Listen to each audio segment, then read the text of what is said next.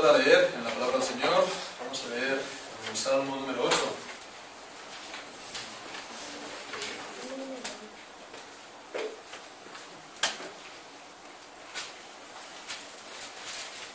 Salmo número 8.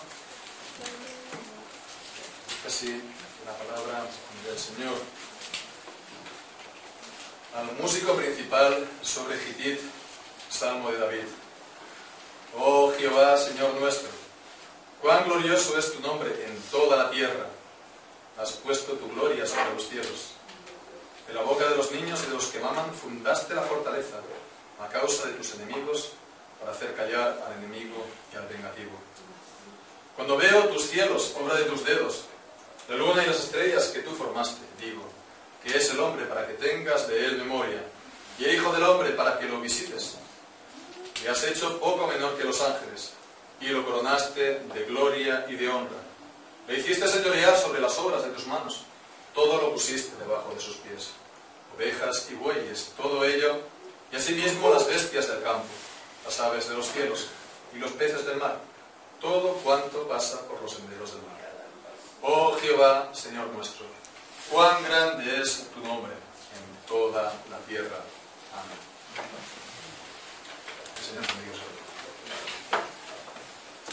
En el orden natural hay cosas que no se pueden mezclar de ninguna manera, y hacerlo sería una grande abominación.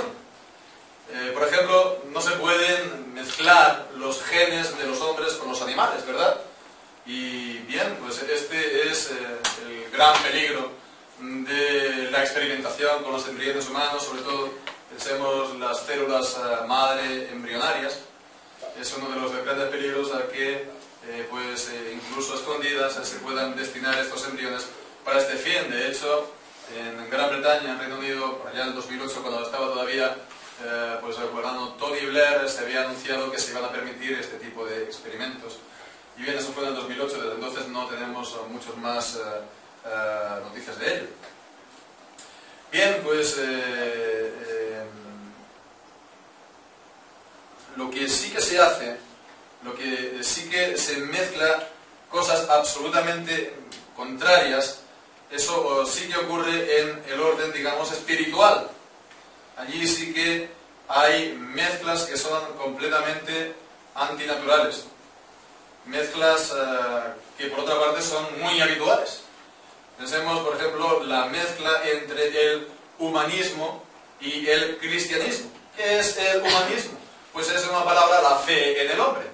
Es la fe en el hombre, es la fe en sus capacidades, en que él es una persona buena por naturaleza, ¿verdad? Un ser bueno por naturaleza, y que él ha de gobernarse a sí mismo.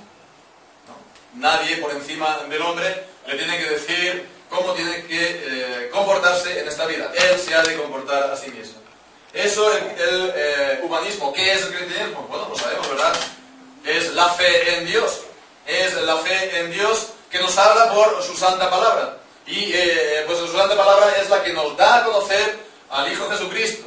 Y es Él quien nos salva. No somos buenos por naturaleza. Nos salva de nuestra profunda miseria y de nuestra condenación. Y bien, al contrario de la fe de los humanistas, no nos tenemos que gobernar por nuestras ideas, no nos tenemos que gobernar por nosotros mismos, sino por la palabra de Dios, por la voluntad de Dios revelada en la Escritura. Entonces vemos que son dos cosas completamente contrarias, ¿verdad? Pero de ellas se ha hecho la unión, de estas dos se han hecho la mezcla.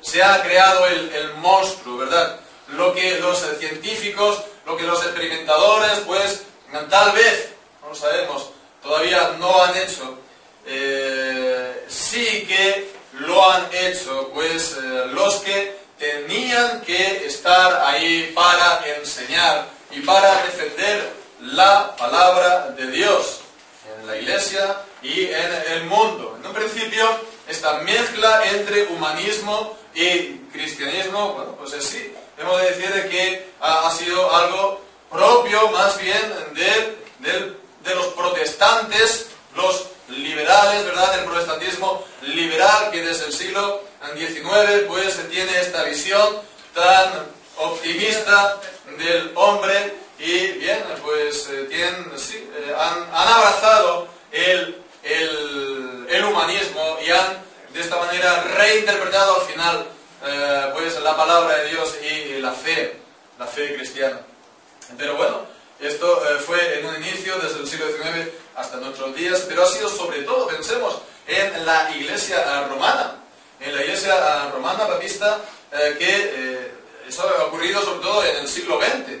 Esta mezcla de humanismo y de cristianismo, y de hecho son ellos los que han acuñado, creo, esta expresión del humanismo cristiano, ¿verdad? Es lo que dio en su día pues, lugar al Concilio Vaticano II, etc. Y es lo que pues ha transformado, ¿verdad?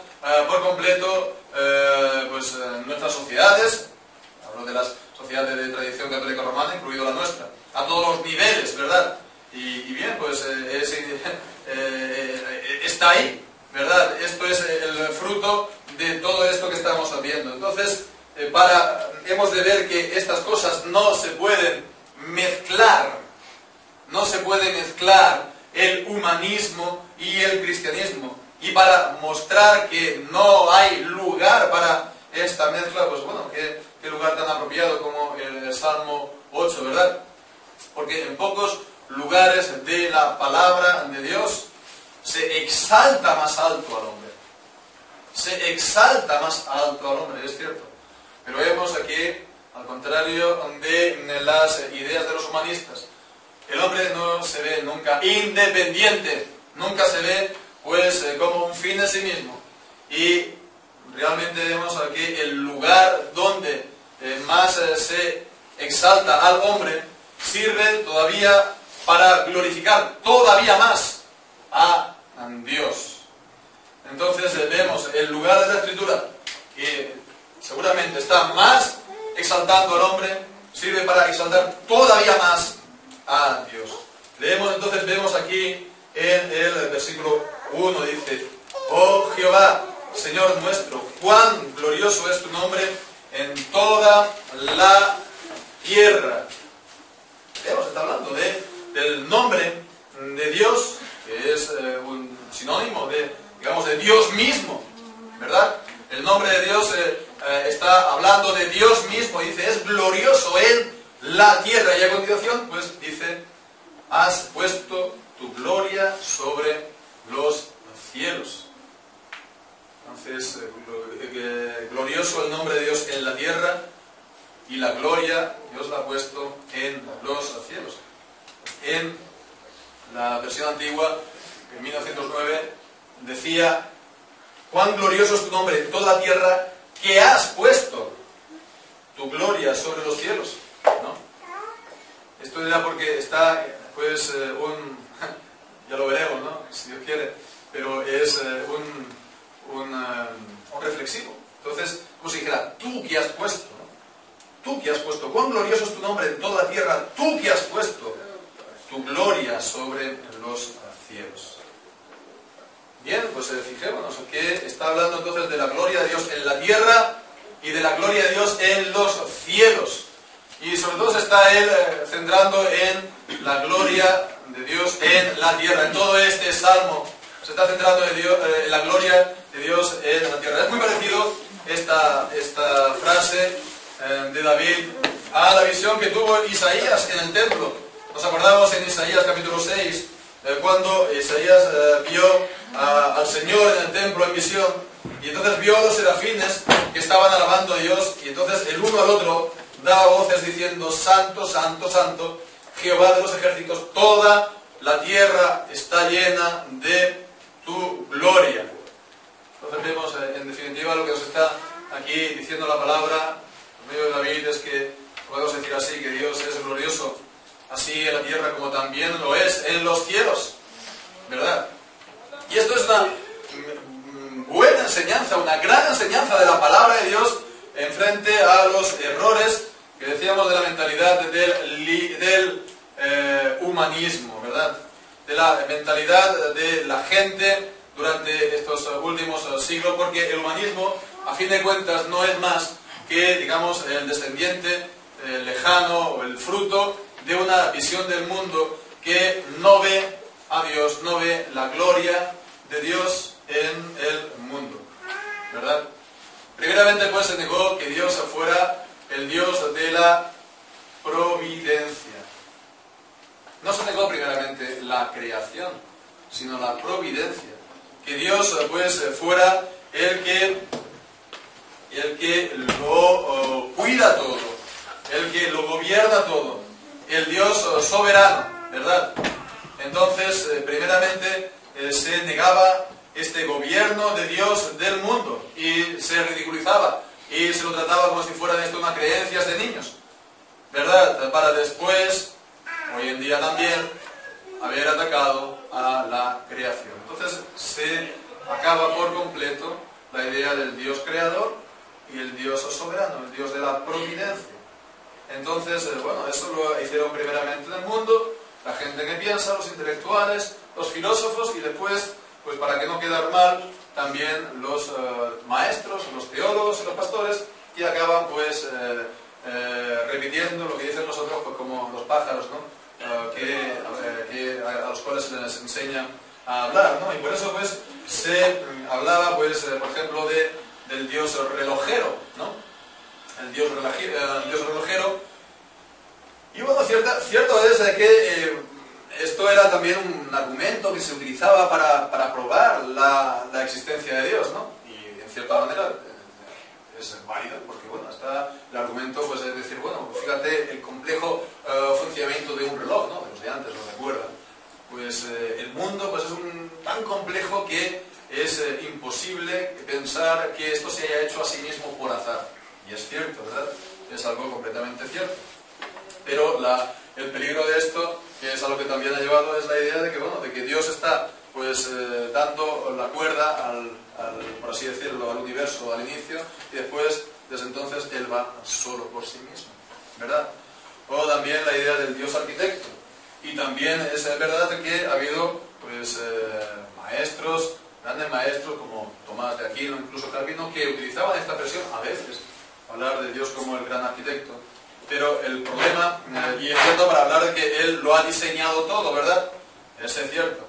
Pero el problema es el que esto nos lleve a pensar y nos quedemos ahí, que Él lo diseñó, por así decirlo, los planos del universo, y después ya el universo va por su cuenta sin que Él intervenga para nada. Sin embargo, la enseñanza de la palabra de Dios es otra, ¿verdad?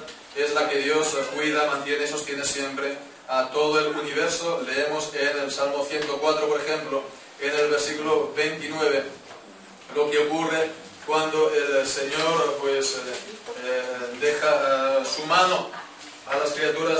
Leemos ahí que, bueno, podemos leer el versículo 27 también: todos ellos, todas las criaturas esperan en ti para que tú les des la comida a su tiempo, les das, recogen, abres tu mano, se sacian de bien, escondes tu rostro, se turban, les quitas el hálito, dejan de ser y vuelven al polvo. Es Dios quien da vida, es Dios quien quita la vida. Y esto, pues, es también lo que nos dice el Hechos capítulo 17, que en Él, pues, nos movemos, en Él somos, lo podemos leer, el mensaje de Pablo, por así decirlo, su predicación en Atenas, cuando dice en 17:28 que porque en Él vivimos y nos movemos y somos. Entonces vemos, no es que Dios haya creado el mundo al principio, lo haya diseñado al principio, pero después Él se ha desentendido por completo de la creación. Y de la misma manera que del Dios relojero o del Dios arquitecto, hay también un peligro en cuanto a esto del diseño inteligente. Y esto del diseño inteligente, que muchas veces se está diciendo como que los científicos que abogan por el diseño inteligente pues son cristianos y están defendiendo la creación, y no forzosamente es así, algunos así, pero ciertamente que hay gente agnóstica que lo está defendiendo un diseño inteligente inteligente en el sentido de que, bueno, que Dios lo haya diseñado todo, ¿no? O no, ese Dios, y bueno, pues ya está. No es exactamente la visión, la enseñanza de la palabra del Señor. Nos debe también ser un poco prevenidos en cuanto a esto.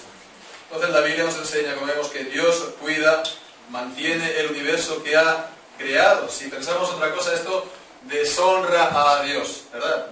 ¿Qué se diría, por ejemplo, que se pensaría de un rey que, bueno, que vive en un palacio majestuoso, tiene un palacio pues lleno de gloria y bueno, después tiene todo el reino absolutamente abandonado y hecho una ruina, ¿verdad? Pues no se pensaría nada bien de él. Pues es así Dios. Dios es glorioso en su palacio, en el cielo, pero Él también lo es en su reino, es decir, en el mundo, en el universo.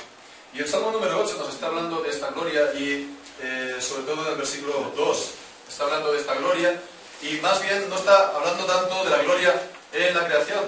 Vamos a verlo, está hablando de una manera especial. Dice, de la boca de los niños y los que maman, fundaste la fortaleza a causa de tus enemigos, para hacer callar al enemigo y al vengativo. Hacer callar, también en la versión antigua era hacer cesar, es literal, más literal, hacer cesar, reducir un poco a la nada, hacer cesar pues sus actividades a los enemigos que se sobreentiende que son los enemigos de Dios. Los enemigos de Dios, porque el mundo y el mundo sí, principalmente los que gobiernan el mundo, principalmente los que dirigen el mundo, los que son poderosos del mundo, están enemigos de Dios, ¿verdad? Son enemigos de Dios. Bueno, eso es el mundo en general, pero después están los que lo llevan adelante, ¿verdad? Los líderes, los que dirigen al mundo en este sentido. De ellos pues está hablando. Y dice que de la boca de los niños y de los que maman fundaste la fortaleza. Y esta expresión, fundaste la fortaleza, pues viene a decir pues que Él muestra su poder. Él muestra su poder por boca de los niños frente a los poderosos del mundo. Esto es, digamos, el sentido de este versículo. Y esto pues, nos trae a la cabeza otros pasajes de la palabra de Dios. Por ejemplo, en 1 Corintios, en el capítulo 1, ¿verdad? El apóstol Pablo también está hablando de esto mismo. Cuando leemos el versículo 26, pues mirad, hermanos, les está diciendo a los cristianos, vuestra vocación, que no sois muchos sabios según la carne, ni muchos poderosos, ni muchos nobles, sino que lo necio del mundo escogió Dios para avergonzar a los sabios. Lo débil del mundo escogió Dios para avergonzar a lo fuerte. Y lo débil del mundo y lo menospreciado escogió Dios. Y lo que no es para deshacer lo que es, a fin de que nadie se jacte en su presencia. Y es también lo que decía el Señor Jesús en Mateo 11, cuando dice, pues te alabo, Padre, porque tú has escondido estas cosas a los sabios y a los poderosos y lo has revelado a los niños. Y nosotros los cristianos, los que hemos creído en Cristo, los que hemos creído en el Señor y en su palabra, ¿verdad? Somos esos niños, ¿verdad? Somos esos niños de lo que está aquí hablando el Salmo número 8, aunque ya seamos tal vez mayores, ¿verdad? Entonces vemos que lo que está aquí hablando el Salmo 8, como también el apóstol Pablo en 1 Corintios 1, está hablando de la elección. Está hablando de la elección. Es decir, que Dios ha elegido a algunos para vida, a la vida eterna, los niños, los pequeños, y pasa a muchos otros por alto, los grandes, los poderosos, los pasa por alto. Esto es la selección y esto vemos que manifiesta también la gloria de Dios. ¿Cuán glorioso es tu nombre, oh Dios, en toda la tierra? Está hablando, por lo tanto, de la elección. Y el mundo aborrece, vemos esta enseñanza, esta proclamación, ¿verdad?, de la palabra de Dios, que Dios elige y escoge. Y también, tristemente, muchos cristianos ¿verdad? Muchos cristianos pues la rechazan porque tienen sus razones aquí y allá, pero vemos que si se rechaza esto, está afectando a la gloria de Dios. Dios está en su derecho y vemos que Él elige y pasa por alto también a los ricos, a los poderosos, a los que están a sus anchas en el mundo. Entonces, bueno, alguien podría tal vez preguntar, ¿qué puedo hacer yo? ¿Qué puedo hacer yo para ser elegido? ¿Verdad? ¿Qué puedo hacer yo para ser elegido? Pues hemos de hablar con propiedad. No podemos hacer nada, ¿verdad?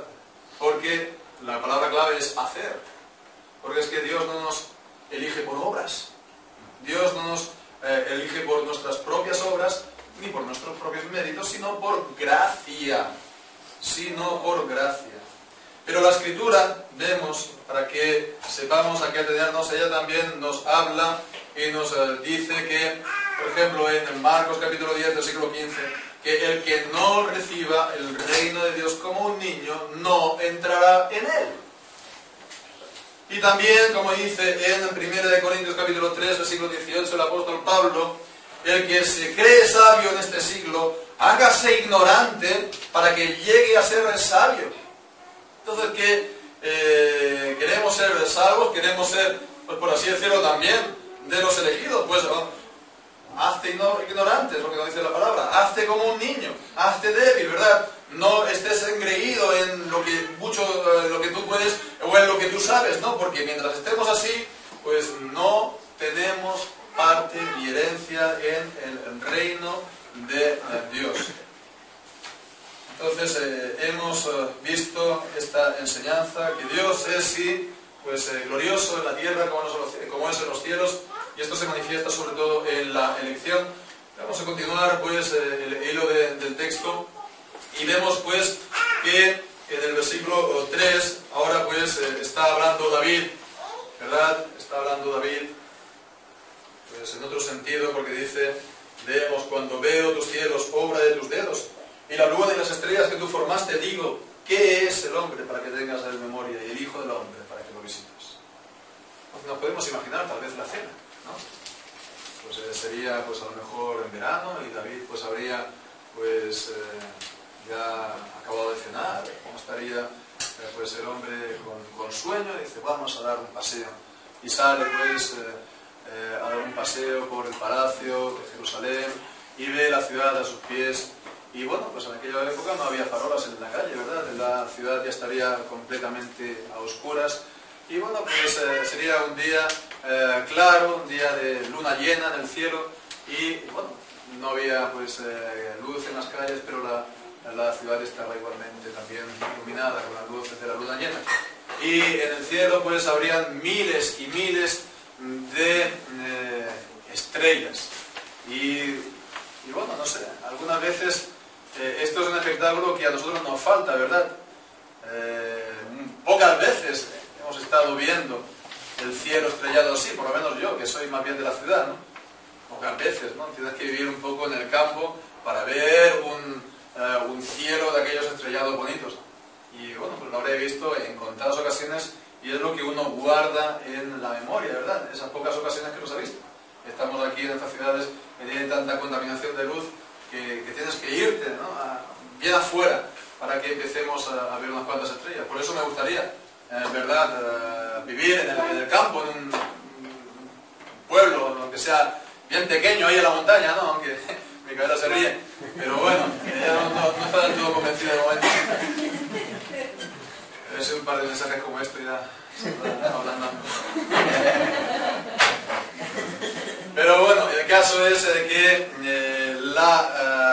lo importante aquí es ver también la reacción de David, porque él sí ve esa gran belleza del cielo, esas tantas estrellas, la luna llena, él se conmueve por todo esto, pero también al pensar en Dios, porque él ve pues la grandeza de lo que ve, y eso le lleva a pensar en Dios que lo ha creado todo. Dice, los cielos obra de tus dedos, y la luna de las estrellas que tú formaste. Entonces Dios es el creador de todo ello. Entonces si lo que ve es majestuoso, entonces Dios es mayor que Él. Dios es todavía más grande. Entonces esto le lleva a maravillarse en Dios y a estar absolutamente asombrado por quién es Dios. Pero más aún, el pensar que Él, siendo tan grande, se relaciona con nosotros, porque dice, digo que es el hombre para que tengas de él memoria, y el Hijo del Hombre para que lo visites. Se relaciona que Dios, un Dios tan grande, tan majestuoso, pues pueda relacionarse con criaturas tan pequeñas en comparación con Él, ¿verdad? Que lo pueda escuchar sus oraciones, que pueda estar por Él, que a veces pues Él venga a visitarlo, a bendecirlo, ¿verdad? Él está asombrado por ello. Entonces vemos, esto aquí pues está contradiciendo directamente al humanismo. ¿Dónde está aquí el humanismo en estas palabras? ¿Dónde está aquí la fe de los humanistas? Aquellos que dicen que el hombre es la medida de todas las cosas, que el hombre es el centro del universo. Y pues la palabra de Dios, ¿dónde se ve esto? Que el hombre sea el centro del universo y la medida de todas las cosas. Cuando Él ve el universo, pues pone en el centro a ¿quién? A Dios. Y pues vemos que ciertamente aquí la palabra de Dios nos está enseñando aquí y en otros lugares que existe una revelación natural, ¿verdad? Una revelación natural, como en Romanos capítulo 1, que Dios da a conocer su eterno poder y su divinidad por medio de las cosas creadas, ¿verdad? La gente pues lo ve y conoce que hay un Dios, y sabe que hay un Dios, y que Él es el todopoderoso y el eterno y el infinito, porque Él lo ha creado todo. Pero vemos que eso es para que no tengan excusa, no tienen excusa si no creen en Dios, si no lo reconocen, ¿verdad? Porque ellos lo ven, lo saben, pero no lo reconocen, no lo glorifican como a Dios, no le dan las gracias. Entonces vemos esto, en el fondo vemos que esta actitud del hombre con Dios es completamente antinatural. Sabes que está ahí, sabes que es el infinito, sabes que es el todopoderoso y te estás intentando relacionar como un igual, a tú con el Señor, ¿verdad? Es algo completamente antinatural. Que pensaríamos de un mendigo, ¿verdad? Que le va a un rey y le dice, no, mira, yo soy tan rico como tú, ¿verdad? O que pensaríamos de un niño, ¿verdad? Que apenas está empezando a hablar y que le diga a un anciano que sabe más de la vida que tú. Yo sé más de la vida que tú, ¿no? O pues un ignorante, ¿no? Que no sabe nada y que apenas sabe leer y le va a decir a un doctor en derecho que sabe más de leyes que él. Pues este es el hombre. El hombre es aquel que piensa que es más rico y glorioso que Dios. Él piensa que también pues, tiene más sabiduría en cuanto a la vida que Dios y que incluso en sus leyes el hombre sabe lo que es más justo y más recto que Dios mismo. Y es algo pues completamente antinatural. Hablábamos al principio de algo monstruoso, porque es algo completamente antinatural. Y el hombre lo hace. Y como dice también Pablo en Romanos 1, pues se complacen con los que lo practican. Bien, pues continuamos ahora también en el texto, porque hemos visto esta gloria de Dios en la elección, en la creación también, pero ahora vamos a verlo en el hombre. La gloria de Dios en el hombre. Y alguien podría escucharnos y decir, hombre, pero lo que tú estás diciendo entonces, el hombre no tiene ninguna importancia, ¿o qué? El hombre pues es nada y menos. El hombre es una especie de palo. El hombre es una especie de piedra. ¿No cuenta aquí para nada o qué? Pues no, no es así. La Biblia le da una gran importancia al hombre. Son precisamente los evolucionistas, que son humanistas, que dicen que el hombre es una especie de palo, que por el camino ha cogido un poco de conciencia, o una especie de piedra, que con el tiempo evolucionado y ha cogido conciencia de sí, pero no mucho más. Porque es en el fondo un ser vivo un poquito evolucionado, niegan la alma, niegan el valor del hombre. Bien, pues la Biblia no está hablando del hombre en ningún caso en este sentido, porque leemos aquí en el versículo 5 el valor, a partir del versículo 5, el valor verdadero del hombre. Dice primero, le has hecho, está hablando de Dios, le has hecho poco menor que los ángeles. Y es interesante saber que en el hebreo dice literalmente Elohim, es decir, Dios. Entonces, podría ser este el sentido, pero vemos que está aquí hablando de ángeles y bien, pues hemos de pensar que la Escritura primeramente, a veces, según qué lugares, está presentando a los ángeles pues con estos nombres, ¿verdad? Podemos leer, por ejemplo, primera de Samuel, capítulo 28, desde el versículo 13. 28:13, cuando dice, es el pasaje de Saúl y la divina de Endor, y dice, ¿por qué me has engañado? Pues tú eres Saúl. Y el rey le dijo, no temas, ¿qué has visto? Y la mujer respondió a Saúl, he visto dioses que suben de la tierra. Dioses que suben de la tierra. O también el Salmo 82, versículo 1. Salmo 82, versículo 1. Dios está en la reunión de dioses, en medio de los dioses. Pero sobre todo tenemos lo que nos dice Hebreos capítulo 2 y vemos que es correcto pues, esto que dice aquí, como está traducido, que Él pues le has hecho menor que los ángeles, porque en Hebreos, en la cita de este pasaje, precisamente en el capítulo 2, versículos 6 y 7, dice, ¿qué es el hombre para que te acuerdes de él? O el hijo del hombre para que lo visites. Lo hiciste poco menor que los ángeles y le coronaste de gloria y de honra. Entonces vemos que la enseñanza pues, de la palabra es que Dios ha hecho así al hombre poco menor que los ángeles. ¿Sí? Y bien, la palabra de Dios en el Salmo 103, versículo 20 nos dice que ellos son poderosos en fortaleza, que ejecutan su palabra, ¿verdad? O en segunda de Pedro también dice que los ángeles son mayores en poder que el hombre. Leemos en segunda de Pedro capítulo 2, versículo 1, versículo 11. Segunda de Pedro 2, 11, cuando dice,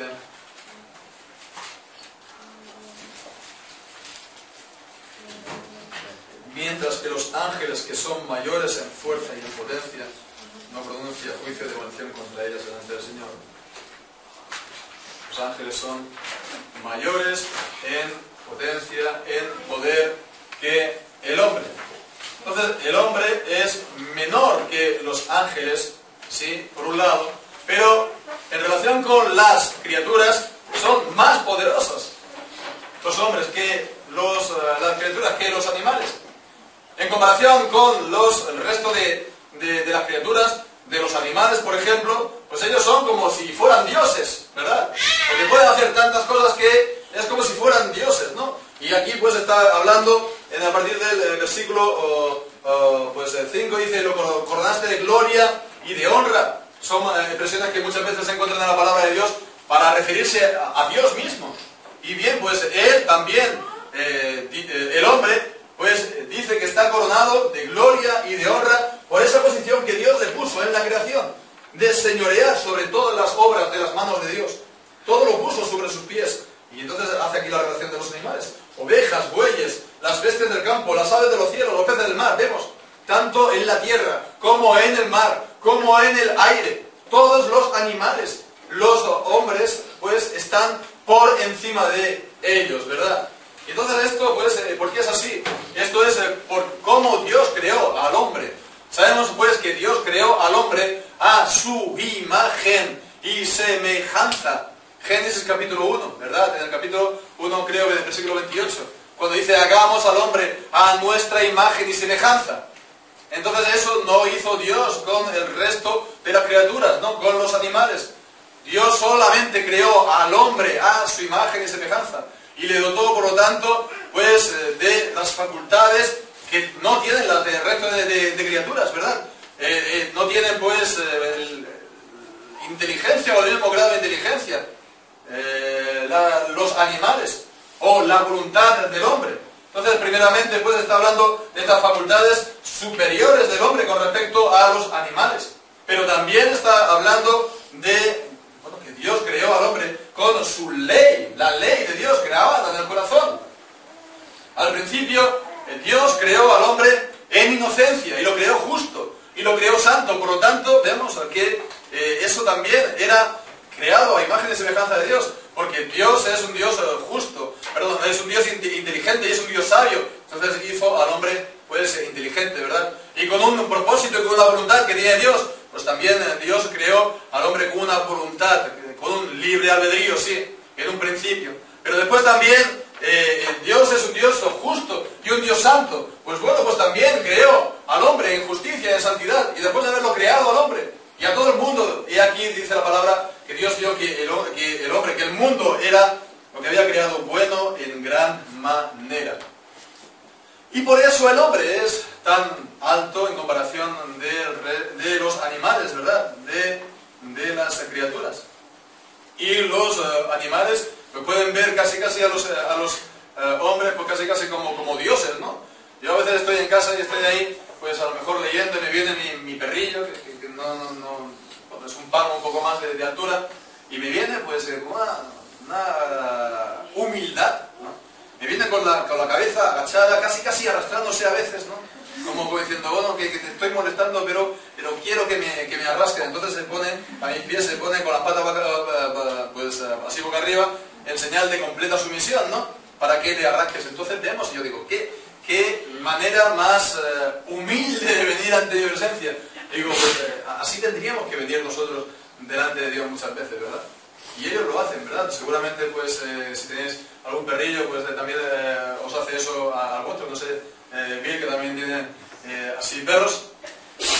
Y bien, pues, esto es porque el Señor nos ha dado, pues, estas facultades que están comprendidas en la imagen de Dios en nosotros. Y es por nuestra inteligencia, por lo cual nosotros no vivimos como los perros o los animales del campo, ¿verdad? Y hemos hecho pues la civilización, y hemos hecho las ciudades, ¿verdad? Ya en la antigüedad, ¿no? Con los pocos recursos que había el hombre, hicieron las pirámides y a veces, pues, bueno, incluso cruzaron los mares con unas pequeñas barcas, ¿no? Los avances que ha tenido el hombre, los avances de la medicina que ha hecho, pues, que la esperanza de vida sea cada vez mayor. O las comunicaciones, ¿verdad? Habéis cogido el avión y en unas cuantas horas pues os habéis plantado de Colombia aquí o viceversa, ¿verdad? Y eso pues, o internet, ¿no? Estamos pues cada semana haciendo reuniones, el equipo de la revisión, un hermano está en Mongolia, otro está en Argentina, uno está aquí también en Grand Rapids, después uno aquí en Miranda, otro en Barcelona, estamos pues en cada parte del mundo y yo siempre que me lo paro a pensar es tan asombroso que sea algo instantáneo, que al mismo tiempo que yo hablo, el otro me escucha y me responde que es instantáneo. Estoy hablando a alguien que está a 15.000 kilómetros, en ese mismo momento, que si fuera que lo recibe esa señal, en media hora, en 3 horas, pues todavía, pero es algo instantáneo, como si lo tuviera aquí delante. Si ya lo pone en la videoconferencia, es... Pues esto es la imagen de Dios en el hombre, como el hombre que ha ido a la luna, ¿verdad? Y ha pisado con su pie la luna, o ha enviado aquí ingenios a Marte. Entonces, bueno, hemos de decir, el hombre es una criatura maravillosa. Y el cristianismo, pues, no dice que el hombre no es nada. El cristianismo no dice que el hombre, pues, es algo bajo, vil, y no, el cristianismo verdaderamente exalta también al hombre. La palabra de Dios lo hace y lo vemos también en la experiencia. Pero ahora bien, hemos de ver las cosas también no con euforia, ¿verdad?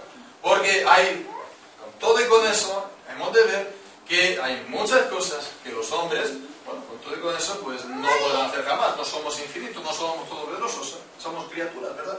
Entonces sí, hay avance de la medicina, sí. Pero, bueno, ellos no van a poder detener la muerte. Porque la muerte ha entrado en el mundo como paga por el pecado. La paga del pecado es la muerte. Por el pecado de uno solo entró la muerte en el mundo.